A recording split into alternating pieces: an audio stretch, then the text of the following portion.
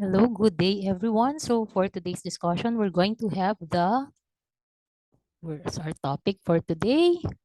We have the definite integral. So how different is this from the usual integral that we know? So ito yun, no? Ito yung notation natin na bago. So medyo familiar na tayo dun sa integration symbol. Sa, ngayon, meron tayong lower limit of integration as well as the upper limit of integration. So those are the things that are new today, no? We have this two limits of integration. Dati dun sa indefinite integral, wala itong dalawang to. Okay? But of course, there's also the presence of the integrand as well as the differential factor. Kung saan tayo nag-integrate na variable, dito magdi-depend. Okay? Ayun, so ang kailangan lang nating tandaang acronym is ISS. So this definite integration is very easy. Yan, parang easy lang, no? Madali lang to, kayang-kaya natin. So that means if the integral of f of x dx, meaning the indefinite integral that we used to know, is equal to capital F of x plus c. Yan, meron tayong plus c, di ba? Sabi lagi natin, don't forget the vitamin C. Dun sa indefinite integral, ngayon ang gagawin natin, take note, this is highlighted in red. Yan.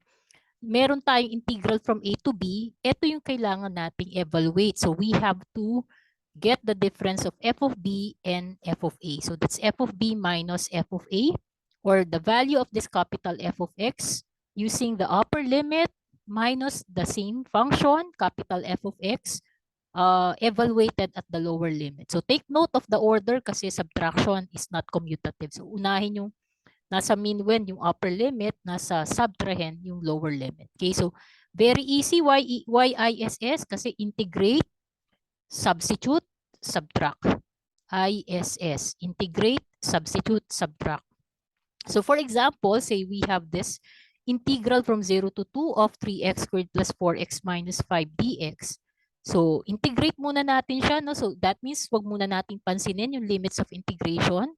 So what we have will be x cubed plus 2x squared minus 5x plus c. Ayan, so we take note of this. This serves as our capital F of x. Ayan, so this is the indefinite integral that we have. Ito yung answer natin kapag wala yung lower limit of lower and upper limit of integration. So ngayon, pagka meron na tayong 0 to 2, tapos na tayo sa I, no? So doon tayo sa substitute, sa first S. Okay, so we substitute at 0 and 2. Ayan, so that this bar indicates evaluated. This is read as evaluated at 0 and 2. Okay, so ano yung value nito when x is 0? And when x is 2 muna pala. So, ayan, we have 2 cubed plus 2 times 2 squared minus 5 times 2. That will be 8 plus 8, 16 minus 10. So, that will be 6. Pag 0 naman, we have 0 plus 0 minus 0. Of course, that will be 0. Ayan, so tapos na tayo dun sa first S. So, ISS. So, the second S is subtract. So, we subtract this. 6 minus 0 will be 6. So therefore, the answer to the definite integral is equal to 6. So take note, hindi ang ating nagiging answer ngayon, dati function in terms of the variable, no? Tapos may plus c. This time, ang answer na ini-expect natin, as long as the limits of integration are numerical values, we expect a numerical answer for this. Ang good news is you can check this using your calculator. Okay, so I encourage you to pause the video, check with your calculator, and see if you get the same answer 6. Okay, so meron tayong mga mahalagang properties of definite integral which are very useful when we simplify some integrals, especially if the functions are unknown. So pag pinagbaliktad daw natin yung limits of integration, alam naman natin subtraction is not commutative, pero di ba if we have f of b minus f of a, ano yung relationship niya dun sa f of a minus f of b? Again, we're talking about the capital letters f, no? So, anong relationship? It's the negative, di ba? So, pag binaliktad, so ang parang moral of the story, pag binaliktad yung limits of integration, dapat multiplier natin is negative. Okay, so parang it's like multiplying the answer by negative 1. Kaya yung kanina, yung 0 to 2 natin is 6. Kapag ginaging integral from 2 to 0, the answer will be negative 6. Kasi magiging 0 minus 6 siya. Ayun, so syempre kapag ka meron kang integral from a to a, when your lower and upper limits are equal, that would mean capital F of a minus capital F of a. So the mean when and the subtrahend will be just equal. Since these are equal, so that means the difference is just 0. Diba? Tapos kapag ka inad naman natin, integral from a to b plus integral from b to c, that is the same as having the integral from a to c. So pwede tayong gumamit ng real number line. Let us draw that to illustrate. Ayan. So meron tayong integral from a to b and then from b to c. So in-integrate to, tapos in-integrate to, that is the same as getting the integral from a to c. Okay? Parang lumalabas, diba? This is capital F of b minus f of a. We're assuming the integral of small f of x is capital F of x. This will be capital F of c minus capital F of b. Ayan. So if we are to add this, the f of b's will cancel out. So we have f of c minus f of a, which is the same as this one. O, diba? Yun ang pinaka-proof niya ng third property natin. Okay? So kung halimbawa interested tayong i-prove din to, ito madali lang, no? This just means f of a minus f of a. That's why it becomes 0. Ito naman, capital F of b minus capital F of a. Diba? Pagka binaliktad mo, that means negative f of a minus f of b. Yan. If you take out the negative sign, diba? Using distributive property, take out natin yung negative sign. That means the f of a will be the one that's positive inside the grouping symbol and the f of b becomes negative kapag preceded by the minus sign. And what is this? Itong nasa loob ng grouping symbol, it's equal to this definite integral. Kaya meron tayong minus symbol dito sa labas. Okay, so let's have an example to illustrate those properties. So you were given with the integral from 1 to 3 of f of x that is equal to 9. Tapos, we're also given with, wait lang. The integral from 3 to 7 of f of x, that's equal to 15. Say, we're looking for the integral from 3 to 3. So, using the property, alam natin, once these two limits of integral are the same, the lower and the upper limits of integration are the same, that means that is just equal to 0. Ayun. Tapos kapag meron tayong integral from 3 to 1, binaliktad lang to. So it's the opposite of this. So 1 to 3, this one is 3 to 1. So that means if this is 9, just have to multiply that by negative 1. So this is just negative of that. So it's negative 9. Tapos ito naman, integral from 1 to 7, 7 to 1 to, no? 7 to 1. Ito 1 to 3, 3 to 7. Parang we can imagine we have a number line like this. Parang yung sa third property natin, no? We have integral from 1 to 3 para mas ma-visualize. And then from 3 to 7. So yung 1 to 3 is equal to 9. Yung 3 to 7 is equal to 15. So if we are to integrate from 1 to 7, integral from 1 to 7 will just be equal to 9 plus 15, that is 24. This is the reverse, no? Parang it's combination of the third and the first property, no? So kung 1 to 7 lang to, the answer that we have here is 24, pero it's the opposite, no? Binaliktad. So it's the negative of the 24. So this is negative 24. There you go. So now for our next example, we're given with integral from 0 to 7, that is equal to 9. Integral from 3 to 7, that is 15. So what is the integral from negative 7 to 7? Negative of that. Actually, it will not matter anymore kahit may negative tayo doon kasi, diba, using the property, the second property, this is already 0. Once your lower and upper limits are equal, that is already 0. So kahit multiply mo siya by -1, 0 pa rin yung answer. Okay? Tapos dito naman, we have 7 to 3. Yan. Yung 7 to 3 na to, yan, it's the integral from 3 to 7. This is equal to negative, di ba? If you have integral from 3 to 7, using the first property, it's equal to the negative of the integral 7 to 3. So, ayun, may negative doon. So, supposedly, if you're just evaluating this part, this is negative 15. But because of the negative sign outside, you have negative of negative 15. That's why this is also 15. Diba? Kasi kapag merong negative sign doon, pag binaliktad mo, ibig sabihin equal lang sila. Okay? You can always pause this video if you think you need to absorb what I've been saying. Now, if we have integral from 0 to 3, ayan, so very important po yung number line dito if the numbers involved are the limits of integration that we have. So, 0 and 3. Medyo wala siya dito sa mga ito. So, we need to make use of the number line. So, the numbers involved are 0, 3, and 7. So, it's important to identify them in the correct order on the real number line. So, 0 to 3 yung hinahanap natin. This is the part that's missing. Tapos, integral from 3 to 7 is given as 15. Tapos, we're given with the integral from 0 to 7, that is equal to 9. Okay? So, kunwari, this unknown here is equal to a variable. Say, kunwari, ano siya? Let's say this is k. So, that means 9 is equal to k plus 15. Which means k is equal to 9 minus 15.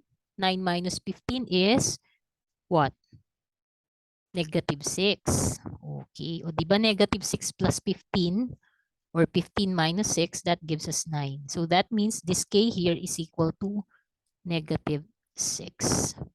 Okay. Kung naging ano to, integral from 3 to 0, if it's the baliktad, that will be positive 6. Okay. So ayun po. Let's take a look at this next example. Ayan, so we're asked to find the integral from negative 5 to 5, given the integral from negative 3 to 5, and then from negative 3 to negative 5. So the numbers involved, tingnan natin sa real number line yung order nila. Negative 5 yung nandito, followed by negative 3, and then followed by positive 5. Huwag po sanang malito dun sa proper ordering, no? Ayan, so integral from negative 5 to negative 3, are we given with that? Hindi. It's the baliktad, no? So that means we get the negative of this. The opposite of the additive inverse of 4 is negative 4. Kasi we're moving on this direction, left to right. Okay? So ito yun, negative 4. Tapos from negative 3 to positive 5, ito naman siya. That is 9. So that means, ibig sabihin, if we add this, yan, that will give us the integral from negative 5 to positive 5. Pa-left tayo, no? Diba? From left to right. Negative 4 plus 9. This will be negative 4 plus 9. And the answer that we will get is positive 5. So, ayun po ang ating answer for this example. Now, let's take a look at the fundamental theorem of calculus. So far, ito yung nalaman na natin. Yan, so integral from a to b of f of x dx is capital F of b minus capital of f of a, assuming f of x, capital F of x is the answer in indefinite integration. No? Now for this first part, if we're getting the derivative, this basically restates that differentiation and integration are opposite processes. Parang sine and arc sine yan, tsaka log, tsaka exponential. So, parang if you are getting the derivative of the integral, parang it's like derivative of the integral from a to x, diba? We have this notation, derivative of y with respect to x, diba? Ngayon, instead of just simply the y function, this takes the place of the y function. So, we're getting the derivative of the integral with respect to x, okay? Take note that your lower limit is a real number, your upper limit is the variable kung saan tayo nagdi-differentiate. Tapos yung function natin is expressed in terms of another variable, say t, no? So Ayun po, no? Meron tayong f of t, function of t, tapos syempre dapat dt tayo sa loob ng integral. So parang in effect, nagka-cancel lang daw tong dalawang to, yung differentiation and integration process. Syempre, pag na-cancel natin yung integral symbol, this will go away also. Tapos yung variable na to will just be substituted to the variable in the function. So that will just be small f of x. So parang the moral of the story, nagka-cancel lang yung differentiation tsaka integration kasi they are opposite processes just like sine and arcsine, log and exponential. Okay? Tingnan natin tong ating illustrative example para mas ma-appreciate natin siya. So we have the derivative of the integral from 1 to x of 8t minus 3 dt with respect to x. Yun ang basa natin sa kanya. Again, this is read as the derivative of the integral. We focus first on this part. Parang ito yung derivative of y with respect to x. So again, it's the derivative of the integral with respect to x. So again, we just expect our answer. Sabi ng ating fundamental theorem of calculus or FTC, just replace the variable in the function by x. So ito yun. That means the expected answer here is just 8x minus 3. Okay, yan yung expected answer. Now let's prove that it is really the answer here. Okay? So focus muna tayo dito sa loob. Let's evaluate first this definite integral. Okay? So pag in-evaluate natin yan, that means kunin muna natin yung indef, di ba? ISS, no? Integrate, substitute, subtract. So the answer we'll get in integration is 4t squared minus 3t plus c. So we get rid of the c already kasi magka-cancel out din naman siya pag sinubtract. Evaluated at 1 and x. Okay, so we have a t equal to x. The t here is the variable. That will be 4x squared minus 3x. This is when t is equal to x minus, di ba, ISS. When t is equal to 1, that will be 4 minus 3. Ayun. Okay. So, integrate, substitute, subtract. Okay. So, this 4 minus 3 is just equal to 1. So, we have 4x squared minus 3x minus 1. Okay. So, ayan, di na po natin masisimplify yan, but this is our answer in the definite integral. So, we're going to replace this box portion, yan, the integral part, with the 4x squared minus 3x minus 1. Yan, so parang that serves as our y. So, siya yung i-differentiate natin with respect to x. So, how do we get the derivative of that? Paki-differentiate nga po. The answer will be 8x minus 3 minus 0. So 8x minus 3 sounds familiar kasi it exactly looks like the one that we are expecting. So ganun lang po, no? Parang ibig sabihin, we don't need to undergo this process anymore. Diretso na po tayo dun sa ating answer. Ayan. Salamat sa ating fundamental theorem of calculus. Let's take a look at this example. Say we have this one. Nag-fit siya dun sa ating condition kasi the lower limit is just equal to a constant tapos the upper limit is just the variable, no? Kung saan tayo nagdi-differentiate. So, ibig sabihin, we just have to replace this by the variable y. So, that means the answer here is just cosine of y minus e to the y. Yan. Wala tayong plus c kasi this is actually the answer when we differentiate the answer to the integral already. Okay? So, ito na po yung sagot. O, diba? Nag-skip na tayo dun sa ISS part. Another example. This time, may konting plot twist kasi binaliktad. So, we have to make use of the one of the properties of definite integral. It's the opposite kasi gusto natin the lower limit is the constant, the upper limit is the variable kung saan tayo nagdi-differentiate. So, we want the derivative with respect to x. If we are to reverse the limits of integration, we have to get the negative of that. So, 1 to x of second t over t squared minus 1. We will not waste our energy integrating this, no? Kasi we can just, by the property of differentiation, we can take this out.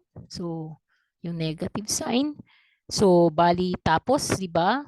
It's just negative of the derivative of the integral from 1 to x para eksakto yung gusto nating form.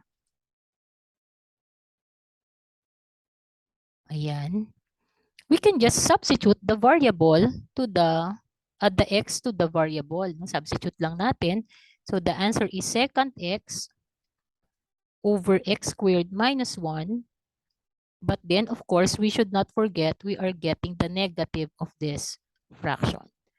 Ayun po. So that is our final answer to this example. Now, let's evaluate this. Ayan po, no? Meron tayong integral from -1 to 1. Let's now use the ISS, no? Tingnan natin magagamit yung ating yung derivative of the integral kasi wala tayong differentiation dito. So, we have to get the integral. So, this is 5x to the 5th over 5. So, that will just be x to the 5th na lang. The 5 will cancel out. This would be 3x cubed over 3. So, minus x cubed na lang. And then this one will become 2x. Wala tayong plus c this time kasi magka-cancel lang yon. Then we have -1 to 1. Evaluated at -1 to 1. Okay, so kunin natin yung ating, say this is our capital F of x. Kunin natin yung f of 1 tsaka f of -1 para mas neat yung ating solution. Okay, gamit ako ng ibang color, say blue. Yan. So, at x equals 1, this is 1 minus 1 plus 2. This will cancel. So, this is 2. Pag -1 naman, this is -1 minus -1. So, that will be plus 1 minus 2.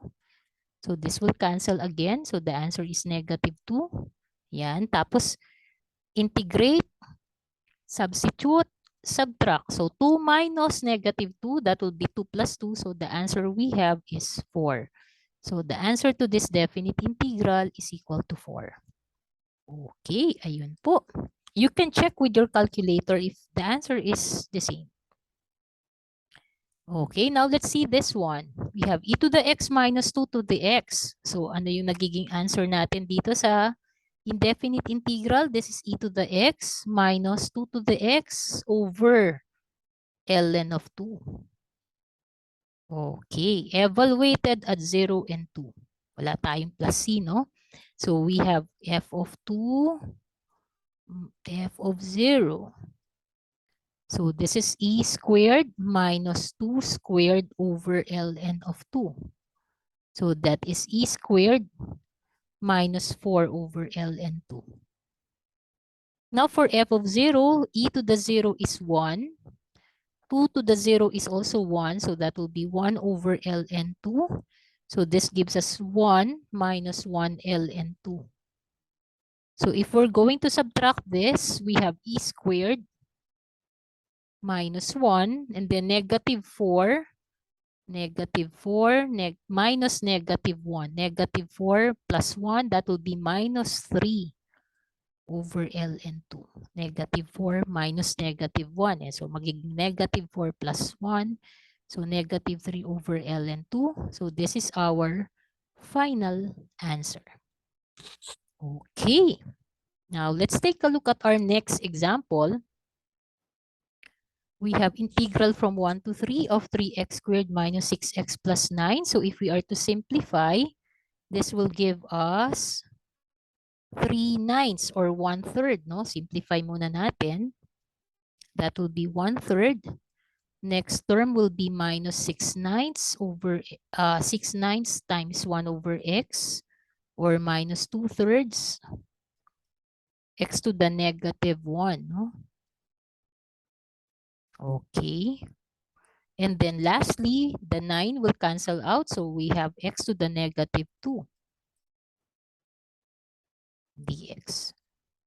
Okay, so we're ready to integrate. The answer we'll have is, first, yung ating acronym is ISS. So integrate, that will be 1/3 x for the first term, minus 2/3 ln of x, plus -2 plus 1 is -1. No? So we have x to the -1 over -1 or minus 1 over x. Kasi magiging siyang x to the -1 over -1. Okay. Evaluated at 1 and 3.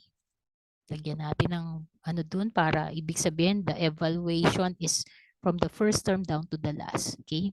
So consider natin yung f of 3, then f of 1.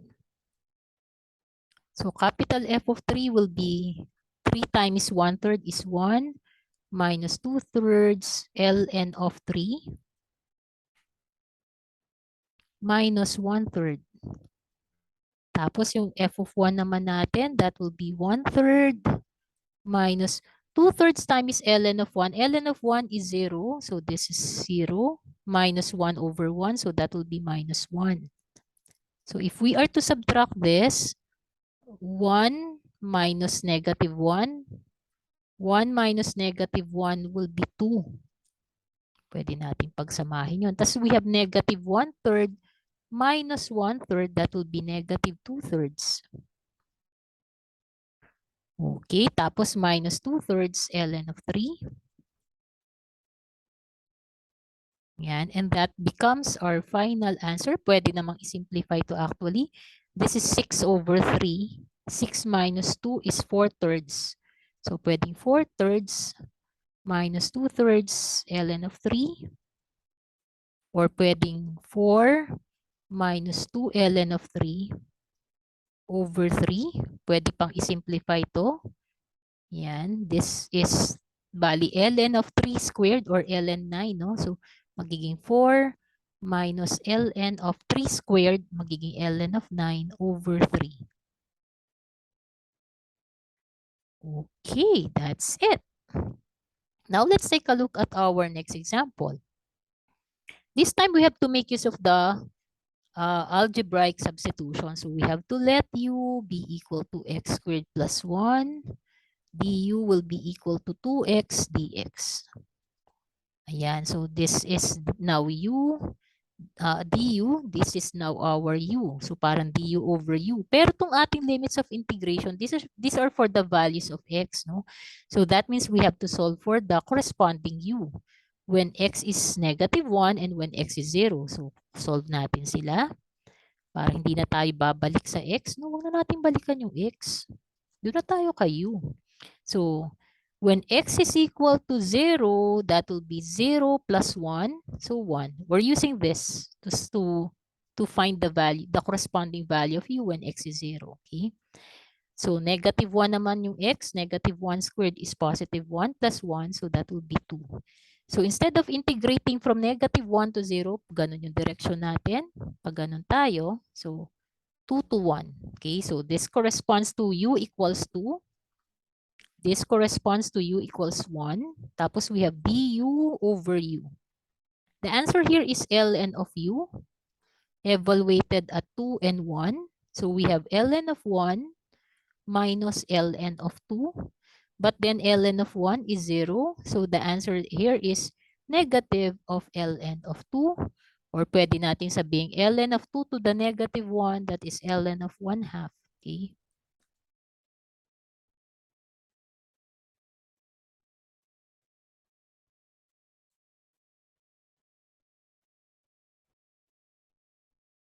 Yan.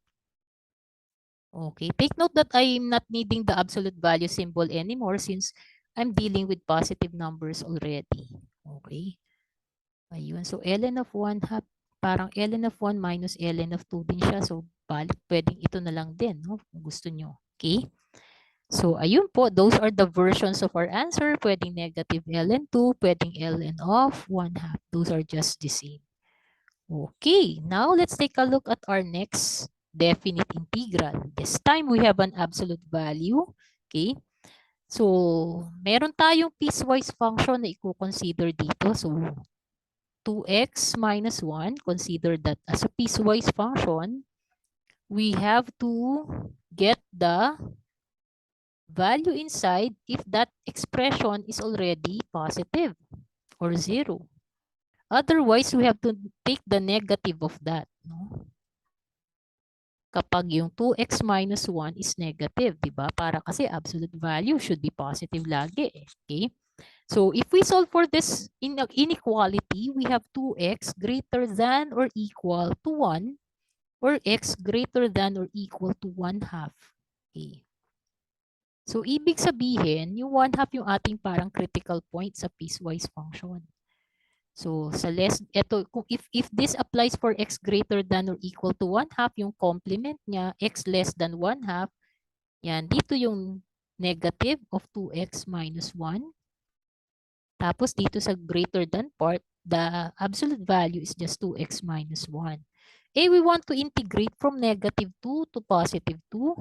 Negative 2 is on the left side. Let's see, we'll make use of the red pen again. Negative 2 is, sabihin natin nandito. Tapos positive 2 is somewhere here. Ayan. So, ibig sabihin tatamaan yung ating critical point. So, from negative 2, that means gagamitin natin yung third property. Mag-i-stop over tayo kay 1/2. So, we have negative 2 to 1/2 and then from 1/2 to 2. Okay?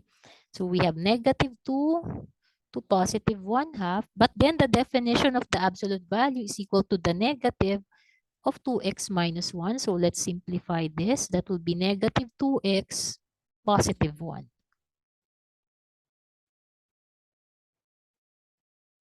Okay. Plus, doon naman tayo sa second integral. That will be from 1/2 to 2. And the absolute value is defined as 2x minus 1. Yan, para madali natin ma-integrate. So the first integral is equal to negative x squared. Kasi the 2 will cancel out. Plus x. Yan, evaluated at negative 2 and 1/2. Tapos yung second integral natin, parehas lang halos, magkaiba lang ng sign. That will be x squared minus x evaluated at 1/2 to 2. 1/2 and 2 pala. So kunin natin yung doon, yung substitute and subtract tayo. Substitute, subtract. Let's use a different color para makulay. Balik tayo. Gamit naman tayong purple. Okay, so when x is equal to 1/2, this is negative 1/4. Yan. Exponentiation comes first before multiplication. That's why we squared it first before multiplying by negative 1. Plus 1/2. Okay. That's for x equals 1/2 minus when x equals negative 2. This is negative 4 minus 2. Okay. Plus, o doon naman tayo sa kabila. Let's use a green pen naman for that. Okay. When x is equal to 2, that will be 4 minus 2.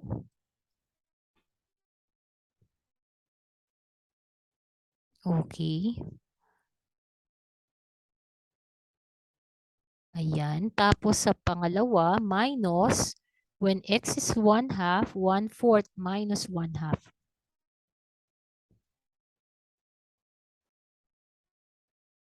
Okay. Ina-absorb.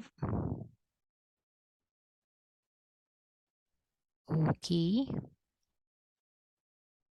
Ayan. So, tingnan natin. Negative 1/4 plus 1/2. This is the same as 1/2 minus 1/4. 1/2 is 2/4. Minus 1/4, that will be equal to, balik tayo sa pen na red. 1/2 minus 1/4 is positive 1/4. Minus negative 4 minus 2. Actually, the rest is calculator work. No? Negative 4 minus 2 is negative 6. This part is negative 6. So, minus negative 6, that will be plus 6. 4 minus 2 is 2. So, we have a plus 2.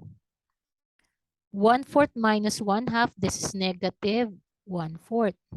So, we have minus negative 1/4. That will be positive 1/4. So, 1/4 plus 1/4 is 1/2. So, 8 plus 1/2. The answer will be 8 and 1/2.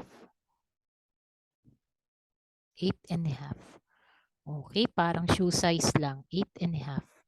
Okay, so that's it for this indefinite integral with involving absolute value. So, try pa natin yung isa. Yan. This time, we have to make use of the integration by parts, no? Gamit tayong integration by parts. But then again, we recall also that the absolute value of x is a piecewise function. So, it involves x or negative x. Depende kung yung nasa loob is already positive or 0.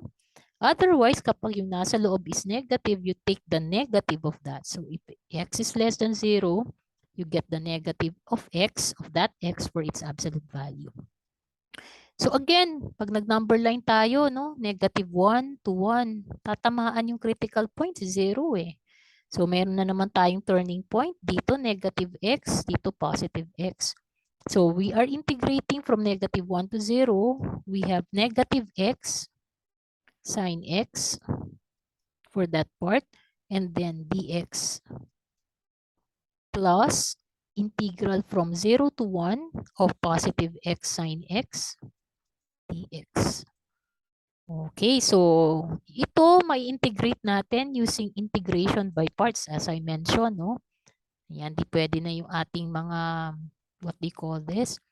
Yung ating algebraic substitution. So, focus lang muna tayo dun sa integral ng, anyway, this is just the opposite. We can just take this outside, no? Focus lang tayo dun sa integral muna, sa indefinite integral. Okay, so we let u be equal to x, du is dx. So dv is equal to sine x dx.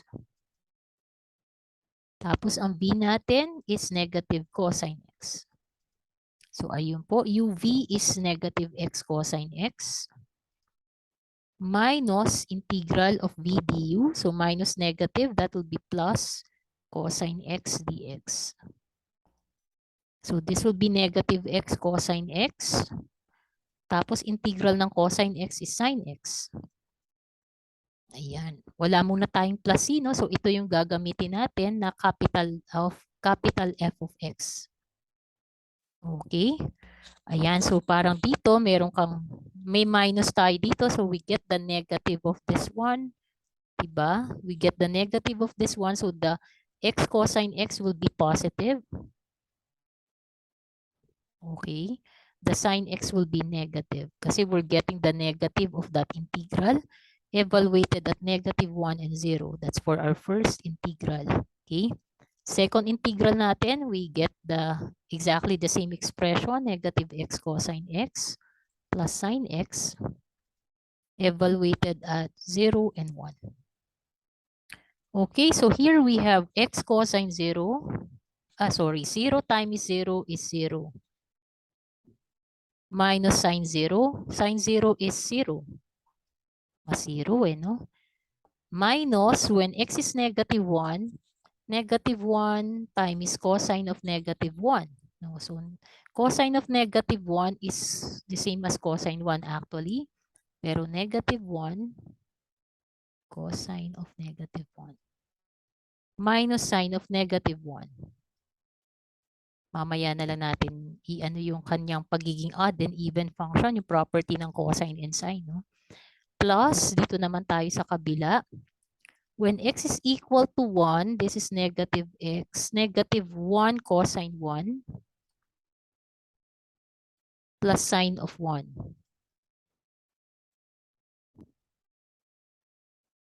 Minus, when x is 0, that is 0 plus 0, so 0 naman. Cancel din, no?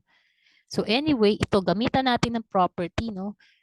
So, balikan natin yung ating trigo. Lagay natin dito. If we have cosine of negative theta, this is the same as cosine of theta. Yan, diba? Pagka cosine, diba parehas lang. Pagka ganon, diba?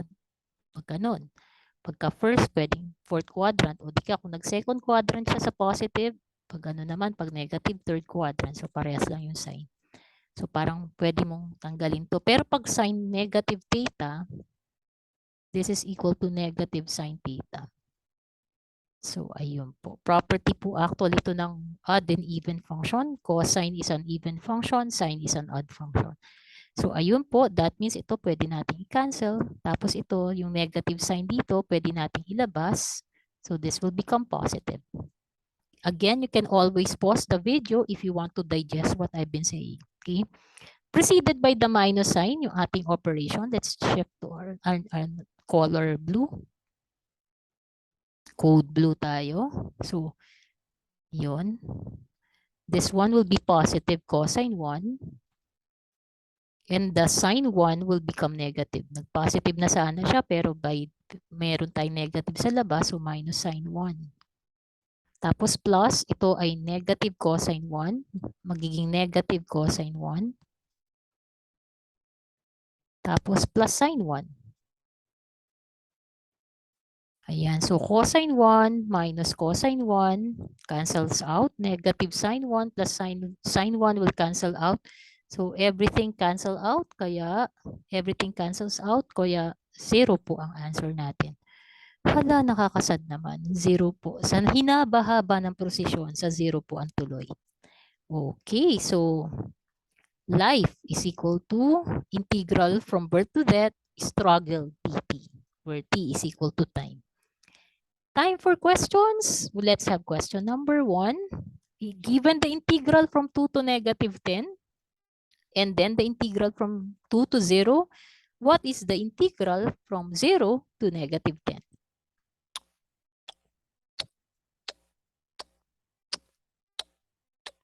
Okay, fast forwarding our timer. Again, you can always pause our video if you want to have more time answering. Pagka ganito po yung problem natin, consult natin sa real number line. Let's choose a color yellow. Okay.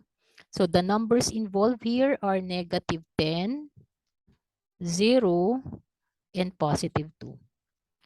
Ayan. So, do we have a negative 10 to 0? Ah, yun yung missing. Yun yung pag ganun tayo, no?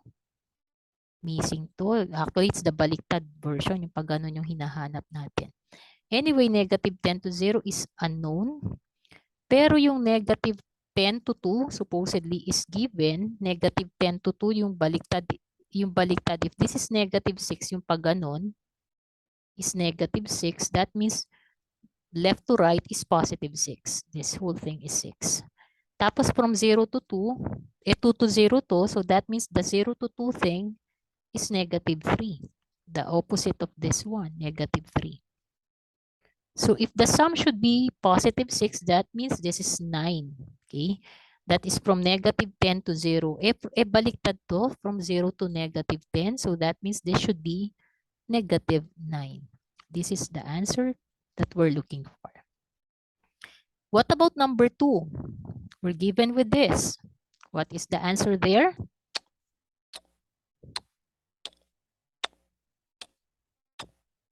Okay, fast forwarding our timer. This is just an application of the fundamental theorem of calculus, differentiation of the integral. Yan. Where this upper limit is just the variable kung saan tayo nagdi-differentiate. No? So it's a matter of replacing this by y. So the answer here is just square root of arctan of y. That's it. Hindi na tayo mag-aaksaya ng energy para integrate yun. Now, let's have number 3.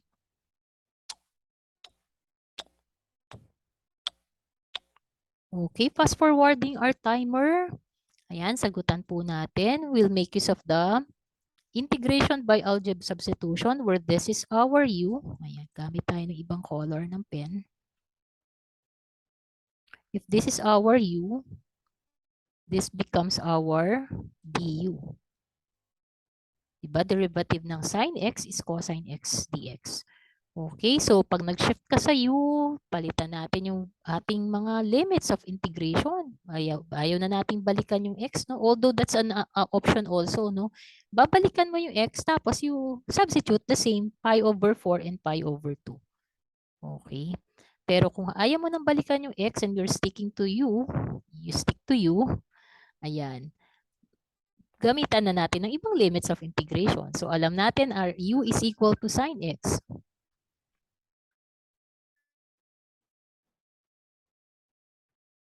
This is equal to sine x. So ang du natin, ang u natin is sine pi, the upper limit pala is pi over 2, no? Sine pi over 2 is 1. Pero sine of pi over 4 is square root of 2 over 2. Okay? So ang ating integral is from square root of 2 over 2 to 1 of u du. So that is just u squared over 2 evaluated at square root of 2 over 2 and 1. Yan. Di ayaw na natin bumalik kay x. Although pwede naman din, gagawin mo siyang sine squared x over 2 evaluated at pi over 4 and pi over 2. Okay. So, parehas lang din naman magiging result. So, u squared is 1. When u is equal to 1, that will be 1/2 minus when u is equal to 1 over, this is actually 1 over square root of 2. So if we are to square that, that will be 1/2. So 1/2 over 2 is 1/4. So 1/2 minus 1/4, the answer is 1/4. So that's it. The answer for this definite integral is 1/4. Kung hindi tayo bumalik sa ating, kung babalik tayo sa x, from here, magiging siyang sin squared x. Kung talagang loyal ka kay x, wala tayong magagawa doon. Evaluated at pi over 4 and pi over 2. O diba, lalabas meron kang sin squared o pi over 2 minus sin squared of pi over 4 over 2. And you'll be getting the same answer. This is 1/2. The first term is 1/2. And the second term is 1/2 over 2 or 1/4. So still you'll be getting the same answer, 1/4. Okay, so I hope you got 3 out of 3 in that set of exercises. So to end our presentation, go down deep enough into anything and you will find mathematics. That's it. Thank you for learning with me. Have a good day. Bye and God bless.